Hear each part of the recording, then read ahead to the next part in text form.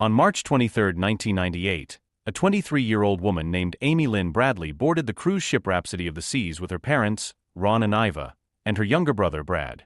The family was on a Caribbean vacation that was supposed to be relaxing and memorable. Amy had just graduated from college and was about to start a new job. She was athletic, confident, and independent. The trip began in San Juan, Puerto Rico, with stops in Aruba and Curacao, typical destinations for a cruise. That night, Amy and her brother decided to check out the ship's nightclub. It was lively, filled with passengers dancing to the ship's band, Blue Orchid. Witnesses said Amy seemed happy and social. She danced, laughed, and had drinks with her brother and some of the ship's crew. At around 3:30 a.m., Brad returned to the family's cabin. Amy followed a few minutes later. They both talked briefly before going to sleep. At about 5:15 a.m., Amy's father, Ron, woke up and stepped onto the balcony. He saw Amy sitting on a lounge chair, looking out over the ocean. She seemed calm. He decided to let her relax and went back to bed. Around 6 a.m., he woke up again. The chair was empty. Amy was gone. Her cigarettes and lighter were missing, but her shoes were still by the chair. The sliding door was slightly open. Ron immediately started searching the ship. He checked the hallways, the decks, and the pool area. Nothing. When he couldn't find her, he alerted the ship's security staff.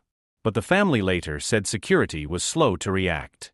By the time the announcement went out, passengers were already leaving the ship at Curacao, and crucial time had been lost. Amy had vanished without a trace. The U.S. FBI became involved after the ship docked. They treated it as a possible abduction, though no firm evidence pointed to any one cause. At first, some investigators believed it might have been an accident, that Amy fell overboard sometime before sunrise. But this didn't make sense to her family. Amy was athletic, not drunk, and extremely cautious near railings. She had a deep fear of open water. The ocean was calm that morning, and the ship was stable. If she had fallen, someone likely would have heard a splash or seen something. No body was ever found. Her family also rejected the idea that she left voluntarily. Amy had no reason to run away. Her passport, ID, and shoes were still in the cabin. She had a good relationship with her family, and her life at home was stable. She was planning her future, not an escape. Then came the strange part, the sightings.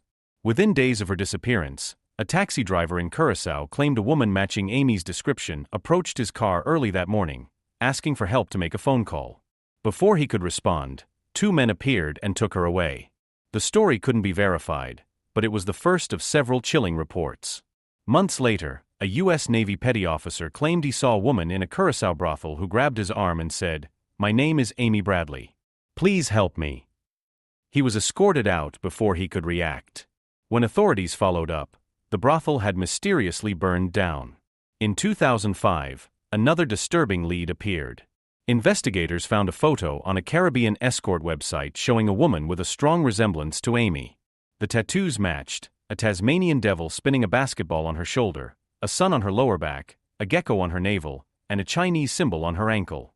The face looked similar too. Experts couldn't confirm it was her, but the family believed it was. Other reports placed her in Barbados and Venezuela, but none were verified. Still, these sightings kept hope alive that Amy might be alive somewhere, possibly trapped in a human trafficking network.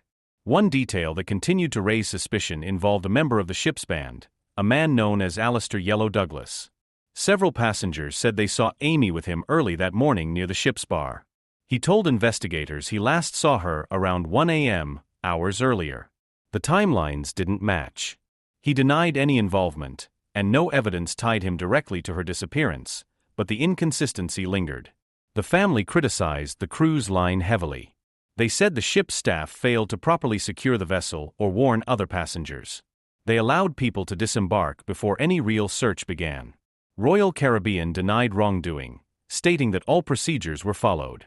The investigation soon hit a wall. The FBI and local authorities conducted interviews, but jurisdictional limits complicated everything. Cruise ships operate in international waters, and that means overlapping legal systems, U.S. maritime, and the ship's country of registration. By the time investigators boarded, valuable time and evidence were gone. The Bradley family refused to give up. They went on national TV shows, pleaded for help, and even received fake ransom offers. One con artist promised to rescue Amy in exchange for hundreds of thousands of dollars. He was later exposed as a fraud. Still, the family kept searching. They built a website, worked with private investigators, and offered a cash reward. By 2010, Amy was declared legally dead in Virginia, 12 years after she disappeared. But her parents still believed she was alive. Then, in 2023, Netflix released a documentary called Amy Bradley is Missing. It featured new interviews with her family, former investigators, and witnesses who had never spoken publicly before. It reignited global interest in the case. Some experts suggested that Amy might have been abducted soon after the ship docked, or even before, possibly by someone who had gained her trust on board. The docuseries raised hard questions. Why weren't all surveillance tapes released? Why did it take hours before security began a full search? And how could a passenger vanish from a cruise ship without anyone noticing? The truth is, Amy's case isn't unique. Since 2000, more than 200 people have gone missing from cruise ships worldwide. Many of those cases remain unsolved. The combination of open seas, minimal security cameras, and complicated international laws creates a perfect storm for disappearances that rarely get answers. Amy's story became a wake-up call for the cruise industry. It exposed how unprepared companies were to handle emergencies, especially missing person situations at sea.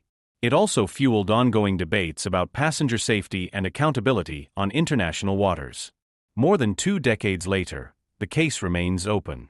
The FBI continues to feature Amy Lynn Bradley on its official missing persons list. Their notice describes her as 5 feet 6 inches tall, with green eyes and brown hair, and lists all of her distinctive tattoos. There's still a $25,000 reward for information leading to her recovery. Her family maintains a website and a dedicated tip line. Every few years, they receive new leads, some credible, others false. But for them, hope never faded.